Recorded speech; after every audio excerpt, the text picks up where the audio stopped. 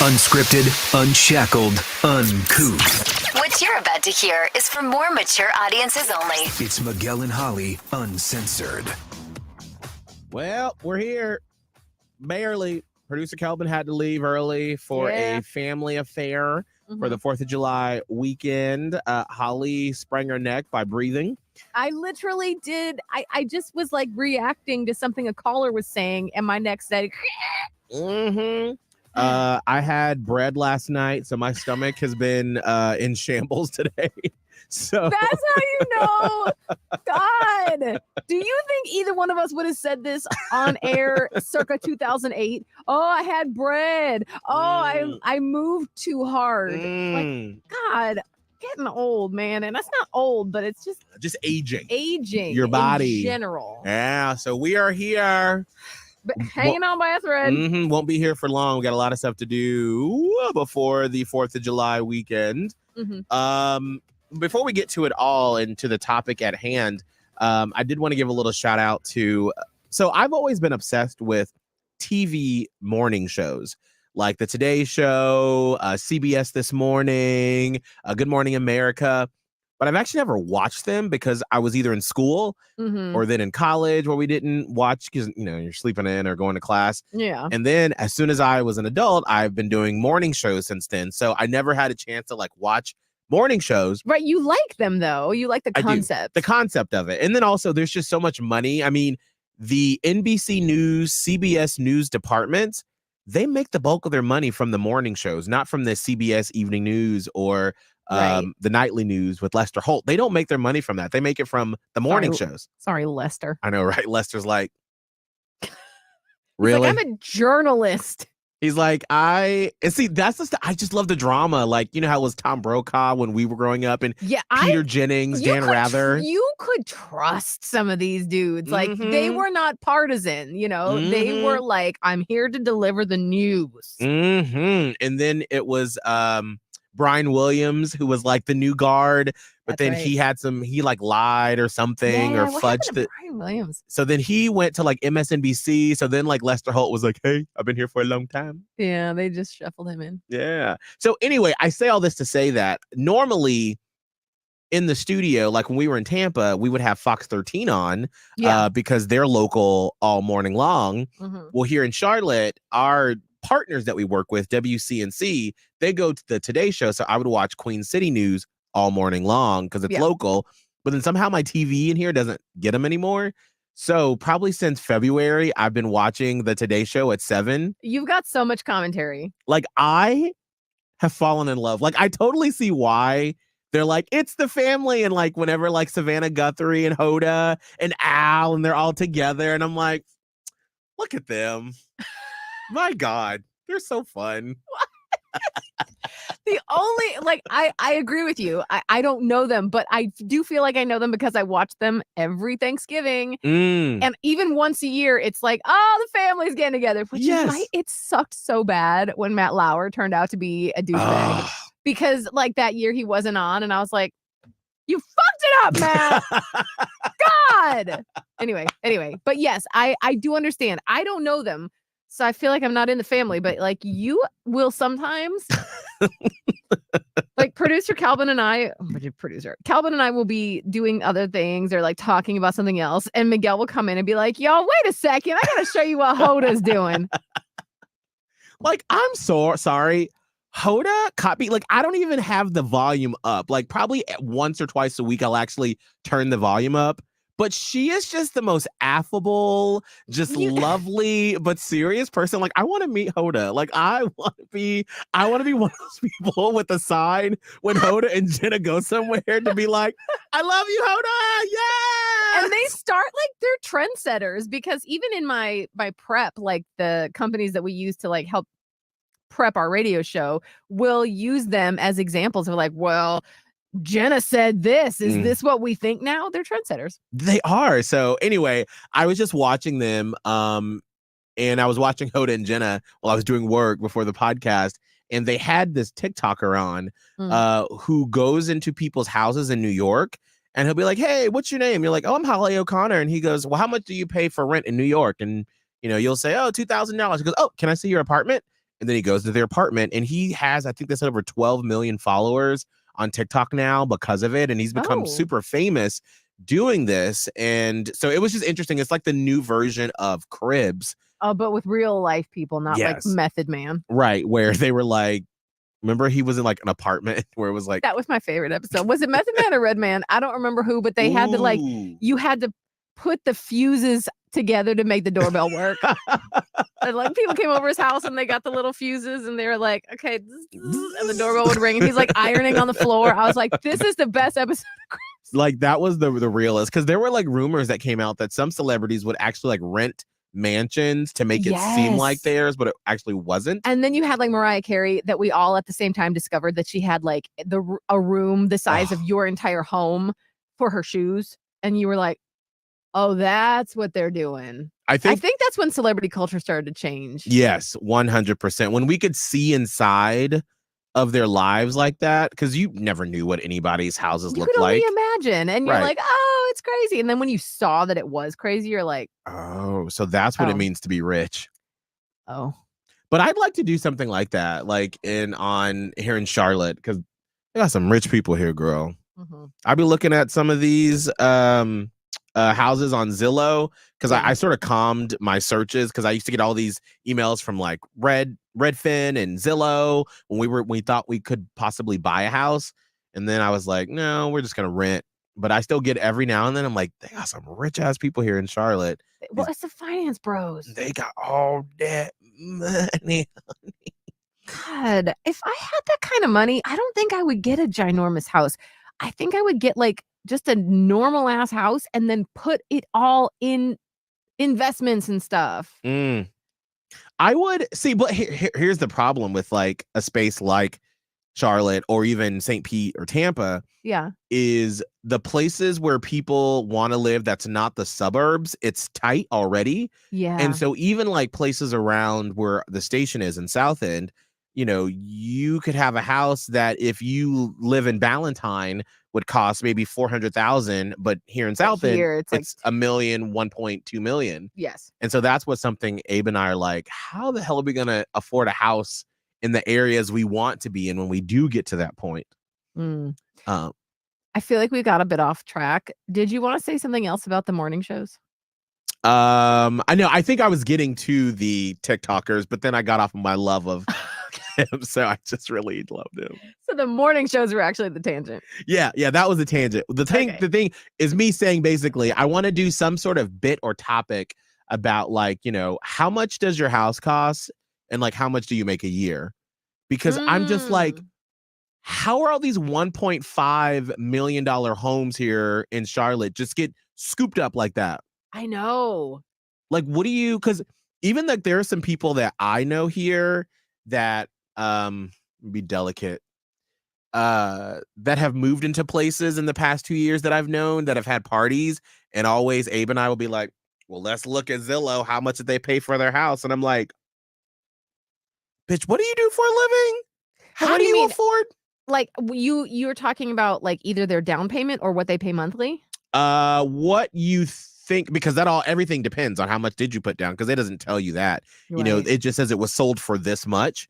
So we don't know how much their mortgage is. So I just find all of that super fascinating. Like, how much do you make, girl? Yeah, how you afford that $6,000 mortgage? I can't imagine. I don't know. I don't know either, because I'm like, must be somebody tell me. There's like a secret that we don't know about. I don't know. Get your rich fancy friends to tell us the secret. Shannon said, Miguel, you could do a tour of your own place. Girl, it's not. You could do a tour of your 100-day dream home. Oh, that's true. Which has already been on TV. I want to say we don't live there, so no. When we were there for Pride, I ordered Uber Eats, and so I walked through the back gate or the backyard to go, because they delivered it to the main house, and like the people who live there had like all the blinds up and everything, and I was just like, You're like, I own this, and I'm in the back. Don't spill nothing. Must be nice. Like Abe, whenever he goes, he like does a little like, hey, just want to check in on everything. And I'm always like, does it smell weird? Does it smell different? Like, what does it smell like? It's fine. Weird. That's so weird. But anyway, this is going to be a shorter podcast because we have a lot of stuff to prepare for over the next couple of days of us being out. But we did want to spend some time talking about this article that I feel like didn't get a whole lot of attention, at least from my social media perspective. On mine, it did. Okay. But that just may be because look at the difference in demographic. Right. I mean, mine is like food and politics and like every other some sort of hot man doing some sort of workout. So I don't see any sort of things like this. So, Holly, do you want to set up what the premise of this article was about Taylor Swift? Yes. So it is an opinion piece published on Newsweek. So obviously a pretty reputable source, I thought. And again, it is an opinion piece. So obviously everyone is entitled to their opinion. Right. But it's pretty bold. I would even dare to call it a hot take. And I don't think this man thought he was, maybe he did, but I don't think he was trying to do a hot take, but this is what it came out as. So in the article, which is really not that long altogether, and you can Google it, the article is titled Taylor Swift is not a good role model. And in the article, he goes on to cite several reasons about why she is not a good role model. But he does start out giving her flowers for her economic powerhouse of a tour, which, you know, from city to city, it's people want her tour in their city because it makes so much damn money. You've got jobs that are created temporarily from this. As a brand influencer, like she mentions something and it doesn't just get a bump, it thrives all of a sudden. He's even crediting Diet Coke's comeback with Taylor Swift a decade ago, which I was like, wait a minute, I don't remember that. But whatever. If he put it in there, he must have done some research. I don't know. So he talks about all of this good stuff and her career, her whatever else. But then he says she's obviously the most influential person, but at 34, he says, Swift remains unmarried and childless, a fact that some might argue is irrelevant to her status as a role model, but I suggest is crucial to consider what kind of example this sets for young girls. A role model is someone worthy of imitation. While her talent and business acumen are even laudable, we must ask if her personal life choices are ones we want our sisters and daughters to emulate. And he goes on to say, like, he knows this might come off as pearl clutching, but he says it's rooted in sound reasoning. Here's some of his sound reasoning. He lists the fact that her romantic life has been tabloid fodder for years. He says she's dated numerous high-profile men, at least a dozen, lists some of them, and calls it a revolving door of relationships that said, is this a good thing in terms of stability, commitment, and love? Should we be encouraging young girls to see the Swift standard as the norm, or should we be promoting something a little more wholesome? Would you want your 12-year-old to date 12 when she grows? Wait. Would any loving parent reading this want their daughter to date 12 different men in the span of just a few years? Which, hold on, a few years. I think we're talking about a decade here, at least. I'm going to say more than a decade. So you're taking some liberties on her timeline. And he's like, it's not an attack. I'm just asking questions. And then this part, I'm like, really, this was a reach. He says she's got vocal criticisms of the patriarchy, adding another layer of complexity because she dates strong, influential men, which makes her a hypocrite. Okay. Wait, I'm sorry. Say that again. That just smacked me in the face. She says, this man says that Taylor Swift is very vocal about the patriarchy and how she does not like the patriarchy. And we've talked about on this podcast before, she's got vocal criticisms of it. But he says her rallying cry against patriarchal structures is in stark contrast to her dating choices because she dates strong, influential men, making her a hypocrite. Okay. Got it. Moving on. We're almost done. So let's see. He says that she often paints herself as the victim in her songs, but she's not a victim. She's the most popular musician of all time. Like, you know, a victim of romanticism, breakups and stuff. And he says she makes breakups look easy, but in reality, they're messy, painful affairs that often affect women more than men. Let's see. It's true that young men need better role models. The same is equally true for young women. Let's see. He just doesn't like that young girls are looking up to Taylor Swift as a role model. Got it. Okay. So I think for my first thing about this is I'm like, you are living in Delulu land, sir, because I don't know what 20, 30 something that's had this easy breezy romantic life where it was a rom-com from the 2000s where it was like you come out of college, you meet a guy, you have a little bumpy road, you get married, you have kids, and everything is perfect. It sounds like a Hallmark movie. Right? That is not how life fucking works. Like, you are not living in reality. Well, I mean, listen, if you want to make that argument, you have to understand, like, relationships obviously are for two people. Right. So are you putting the blame on her for those relationships not working out? Is it her fault? Apparently so. Everything is her fault because she's a strong and powerful woman. Correct. And because she's focused on her career, clearly you can't have both. You can't have a loving relationship and be a powerful woman. Right. Because it's her fault. So, like, when Jake Gyllenhaal notoriously, like, dumped her and she was devastated, somehow she should have worked harder to stay with him. Right. Or whatever happened with Harry Styles. Or the 6 years that she put into Joe Alwyn, she didn't do enough to make that relationship work. She should have stuck it out because it's better to be with one man that you're not that happy with, as long as it's with one man, and never mind what he's doing. I'm like, I know this is an opinion piece, but, like, I just have, I'm taking up arms against several points of it. That one that I just talked about how it's two people in a relationship. Mm-hmm. And if it's not working, why should the woman have to be the one to be like, well, I can't leave. I already have my one. Just because that's how they did it in, like, the 1800s, because it was dangerous for a woman to be out in the world making her way. That doesn't mean that that's what's working in 2024.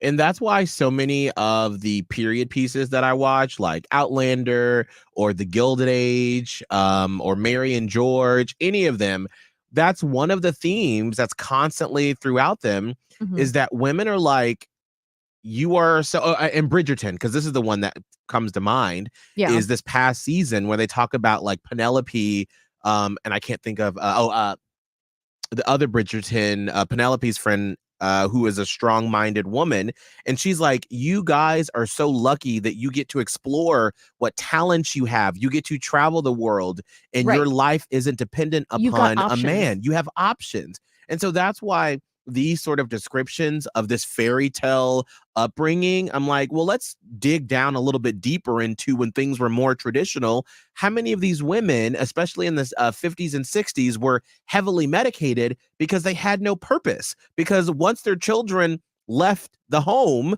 for college or to go get married, their husband had been out cheating the entire time, and they've just spent their entire life and identity on raising kids. And so they would be heavily medicated because they had no purpose.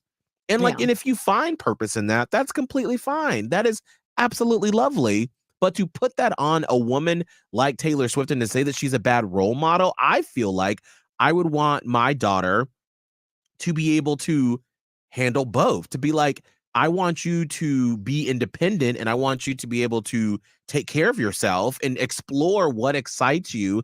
And then you can share that with your kids, because that makes everybody live a purposeful life. And isn't that what you want for your kids? I think that you said a lot of words that people like this writer don't care about. So my question is, do you care about their feelings at all to this man? Yeah, I guess, like, so you're saying, parents, do you want your daughters to follow in her footsteps of, like, having dated these 12 different men over the course of 2 decades? Obviously, I guess maybe to prove his point, like, the answer is no. I don't want my daughter to have to go through heartbreak after heartbreak, because nobody wishes heartbreak on their kid. But I also don't wish for her to settle in a relationship that she's not fully happy and herself in. Right. And that's unfortunately the outcome is heartbreak. And then you do it and you move on. Like, I don't know what is he never says what he thinks she should be doing, which maybe that's best because be pregnant and shut your mouth. barefoot. But it's just, I wrote a note because I want to talk about another thing too. But like with the relationship thing, it's out of your control. And I don't know why he's making it out to be like, oh, she's a bad role model because look how many men she's dated. That some of that is not within your control. Everybody goes into a relationship thinking it's going to be fantastic, and then it's not. And so what are you supposed to do then? If you realize too late that you're with a narcissistic abuser, if you realize too late that like you're actually not compatible at all, like what is dating for then? Right. And what do you classify as dating? Like what? Help me out here because you're throwing out a lot of ambiguous messages and not standing behind them on dating. Also, too, when it comes to dating, when you look at where we are with how people date today, like that number of like what he threw out for Taylor Swift and the amount of guys she's been with is probably actually higher for most women that are in their 20s right now because of dating apps. Because dating culture has been so devolved. And Gen Z, they're like trying to get away from the Bumbles and the Hinges and the Tinders, because since that was, thrust upon us millennials as a dating mechanism. And then we all got into this whole concept of, well, I mean, listen to Blown Off every day. One little thing someone does and they're like, nope, next, nope, right. Next, because that's what we got into. That far the other direction where it's like no one's even giving anybody a chance anymore. So let's say Taylor Swift has given these men chances, right? But then it didn't work out, right? So that's what I have with that. Then the issue when we're talking about, which this paragraph was a little bit small, but I felt like he needed to get it in, where he's talking about how she's vocal against the patriarchy, but yet she dates, what is it? Strong. What did I say?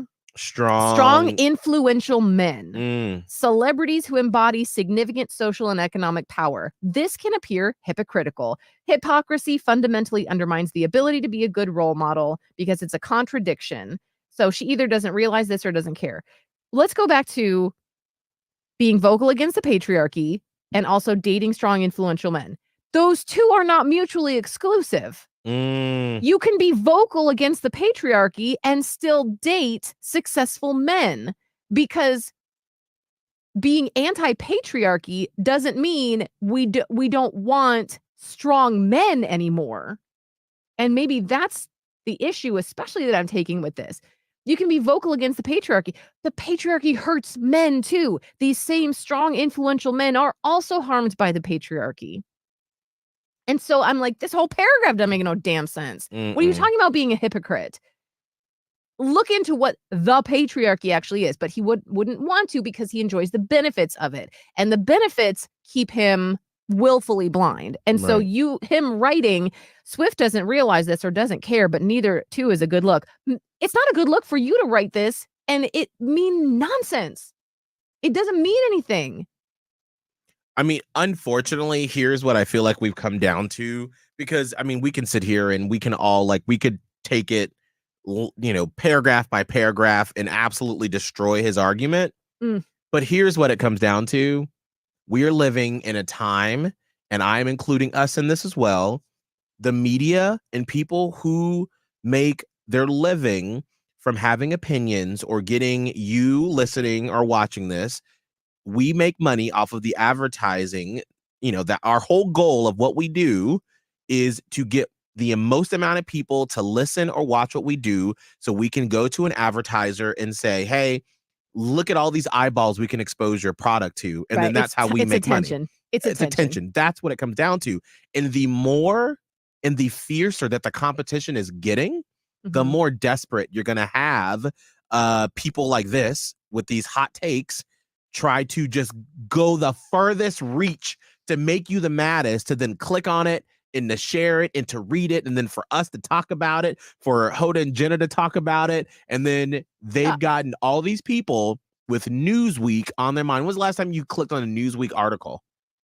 I don't know. I always just figured, Newsweek, they know what they're talking about. Never mind. So that's why it's like we have to be careful of the rage bait, and I say this to us as well. Yeah, no, it's true. It's true. It sucked me in because I was pissed. Right. And then I let it go because I think when I brought it up to you, I even was like, listen, I know this is for clicks. Right. But once you get into the weeds with it, it just pisses me off. But that's what it's designed to do. But then here's the scary part of, this rage bait is that he knows it's for clicks. We know it's for clicks. We still talk about it. And we all like, all right, whatever. This man is stupid. But then you have that segment of the population of the straight males that feel slighted, like, with Me Too and with everything that we've been trying to do and to move our culture forward. That it's women's fault for how they're feeling victimized. And now they're like, ha ha, this is why I don't like that bitch. Yeah. And it's like, no, you've totally just taken us 5 steps back. Because even if they do, let's just say this man was paid to have this opinion and he doesn't really believe it. Right. There are a million men who do believe it and are so glad to have seen someone write out loud, you know what I'm saying? Right. What they were thinking. And it empowers them. And it's really scary because I put it in the same little category of this conservative notion that women that they're trying to bring back the good old days, cool, make America great again. Great as in women should be silent, popping out babies and catering to the needs of men because that's what men want. Not all men. Obviously, I know that, but that sect, that very conservative sect, that Harrison Butker sect are like, these uppity women are out here thinking that they can do jobs. Well, who's going to make my dinner?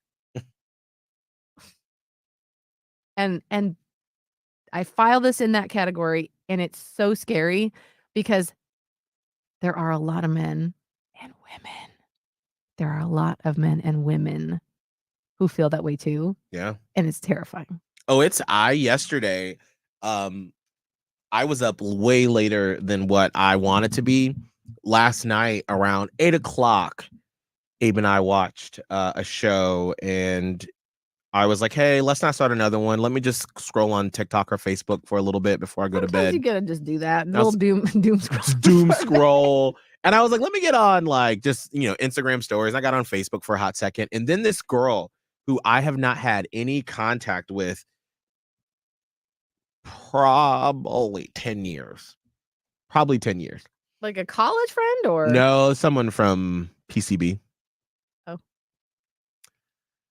I see this status update that's like something about gays and groomers and all this stuff. And I was like, you're like, what are you doing on my Facebook? I was like, who? And I was like, who is this?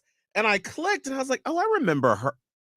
Wait, she used to be hang out with gays. This isn't just a casual. What? And so then I started scrolling back and it was and then I was like, oh, okay, I think she was hacked because it was over 7 hours, the past 7 hours at that time. It was that. But then I kept going back further and looking at the comments and I'm like, oh no, something happened in her life that has made her. They radicalized her the other direction? Yes, 100%. So then I started going in the comments and this is where I started to get scared is I'm like, this woman's all these gay people that I used to have in my life, they're all groomers and they're this and they're that. And I'm like, oh my gosh, something has happened to her. And what then happened? Guys who believe, what she now believes in were like, I'm so glad you've come over to our side, F those people. And then one of them made me really nervous. And it was if you ever want to get a shovel or something, I'll meet you outside, girl, we'll get them. And I'm like, this is where we've landed. Yeah. This is how far, where I remember thinking probably in 2019 when we did Miguel's Big Gay Brunch in St. Pete. And I was like, look how far we've come. We've come from the point to where when I started with you and Kramer in Panama City, and there was how do we talk about Miguel being gay to now, 12 years, 13 years later, the big Hot 1015 is putting money and advertising dollars behind Miguel's Big Gay Brunch. Right. How amazing and how far we've come. But with that progress, there always is a pullback, which we've talked about before. And I felt like this pride has been a little more tamped down than normal because I feel like people are nervous because of this sort of rhetoric that's being put out there. Yeah. But that's what just made me so sad and scared that these people are so violent for no reason. Yeah. Why? Like it just because it's a cult and they've been fed these lies that they are the victims and that people are coming for them and their kids, and nobody wants your damn kids. No. We're just trying to live, man. Girl. All right. So we're going to end on a positive note. Thank you for the great discussion, Holly. Sorry, I just feel like I got heated, but I appreciate the space and time to do it. No, we all need it. We all need it. We're going to end on a positive note here. I just get so stressed out. Like everybody. We all are. Yeah. We're going to call my mom real quick. Wish her happy birthday. Oh, that's delightful. Since she's awake now. Oh, good. I texted my mom this morning at 5:00. She did not answer. Let's see if she picks up. Hello. Happy birthday! Happy birthday! Thank y'all so much. Hey, Mom. Where are you? What are you doing? What are you doing? Give me some chicken.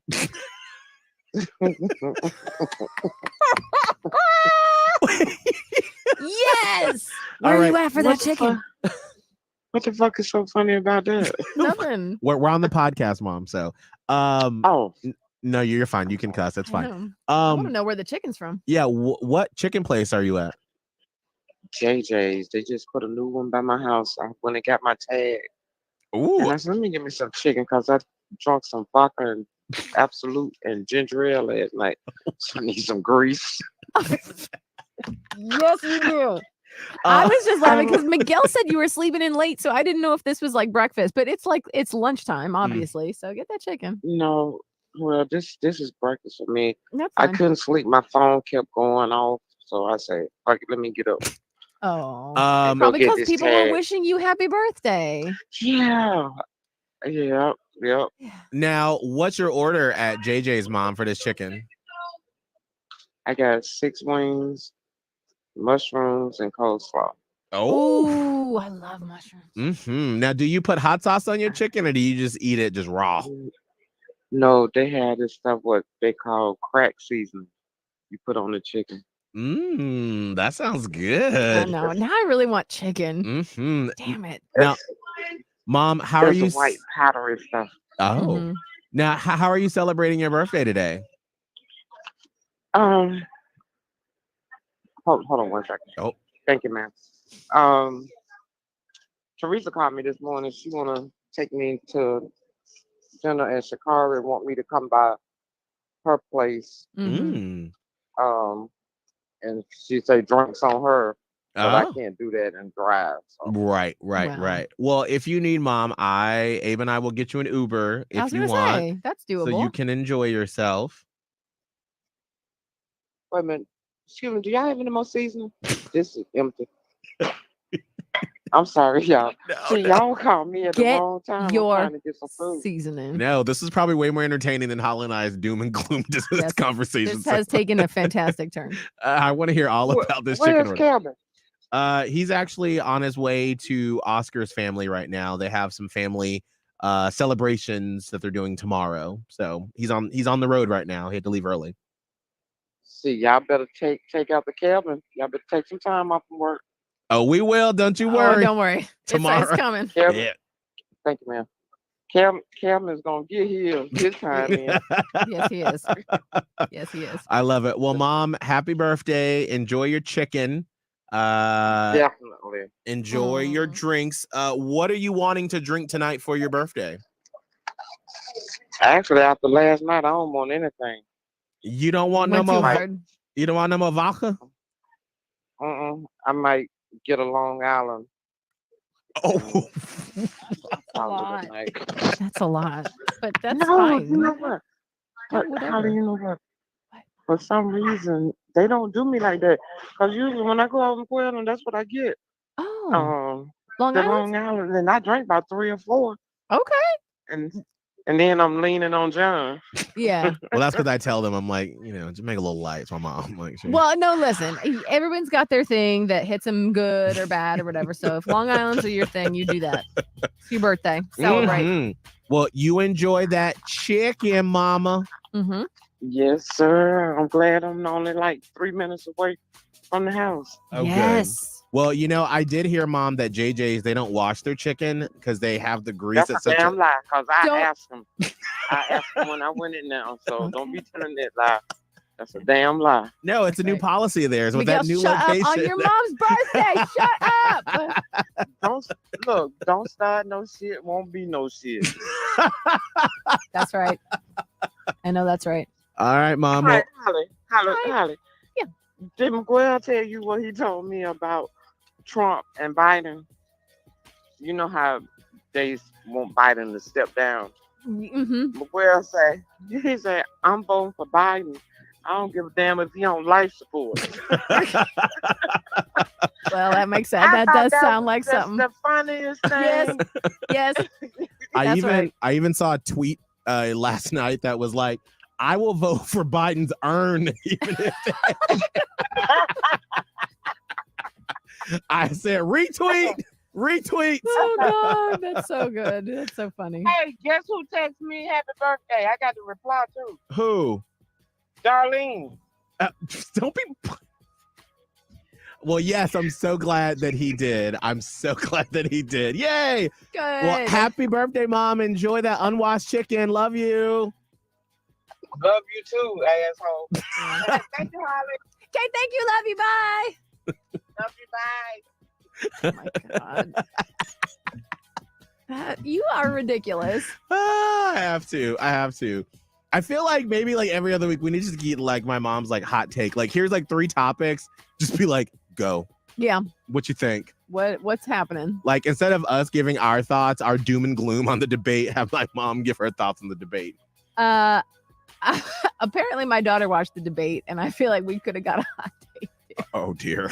She watched it with we my should husband. have my mom and my that's quality content you're getting right here. Hot takes on the news. Woo! All right. Well, y'all have a very safe 4th of July. Obviously, we will be out on Friday, but we'll be back Monday morning. All right. We'll see you then. Bye. Miguel and Holly Uncensored. Catch it on the iHeartRadio app or anywhere you listen to podcasts. I kind of want to call that